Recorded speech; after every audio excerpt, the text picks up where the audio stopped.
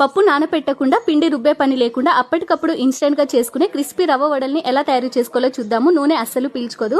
First ఒక చిన్న mixie జార్లోకి 1 కప్పు సూజీ రవ్వ అంటే బొంబాయి రవ్వను వేసుకోవాలి. 1/2 కప్పు అటుకుల్ని వేసుకొని బాగా మెత్తగా గ్రైండ్ చేసి ఒక మిక్సింగ్ బౌల్లోకి వేసుకొని 1 కప్పు వరకు చిక్కటి పెరుగుని వేసి రుచికి సరిపడినంత ఉప్పుని కూడా వేసుకొని బాగా మిక్స్ చేసి మూత పెట్టేసి 20 నిమిషాల పాటు నానపెట్టుకోవాలి. 20 నిమిషాల తర్వాత ఒక ఆలుగడ్డని బాగా మెత్తగా ఉడికించుకొని పొట్టు తీసేసి ఇలా బాగా మెత్తగా స్మాష్ చేసుకొని వేసుకొని ఒకసారి అంతా బాగా మిక్స్ చేసుకొని సన్నగా కట్ చేసుకున్న ఉల్లిపాయ ముక్కలు, కరివేపాకు, పచ్చిమిర్చి, కొత్తిమీర ముక్కలు అలాగే కొంచెం వంట సోడాని కూడా వేసి బాగా మిక్స్ చేసుకోవాలి. ఇప్పుడు మనము రెగ్యులర్ గా వడల్ని ఎలా అయితే ప్రిపేర్ చేసుకుంటామో అలా ప్రిపేర్ చేసుకోవడమే. చేతి కొంచెం వాటర్ని అప్లై చేసుకుంటూ ఇలా పిండి ముద్దను తీసుకొని వడల్ని ప్రిపేర్ చేసుకోవాలి. అదే మీరు కొత్తగా వడల్ని వేసే వాళ్ళైతే ఇలా టీ స్ట్రైనర్ కి కొంచెం వాటర్ని అప్లై చేసి ఇలా పిండి ముద్దను తీసుకొని వడల్ని వేసుకోవచ్చు. ఇలా చాలా సింపుల్ గా తయారు చేసుకోవచ్చు అండి. ఈ వడలు చాలా సాఫ్ట్ గా స్పంజిగా చాలా బాగుంటాయి. నూనె కూడా అస్సలు పీల్చుకోదు. ఒకసారి ట్రై చేయండి. Thanks for watching.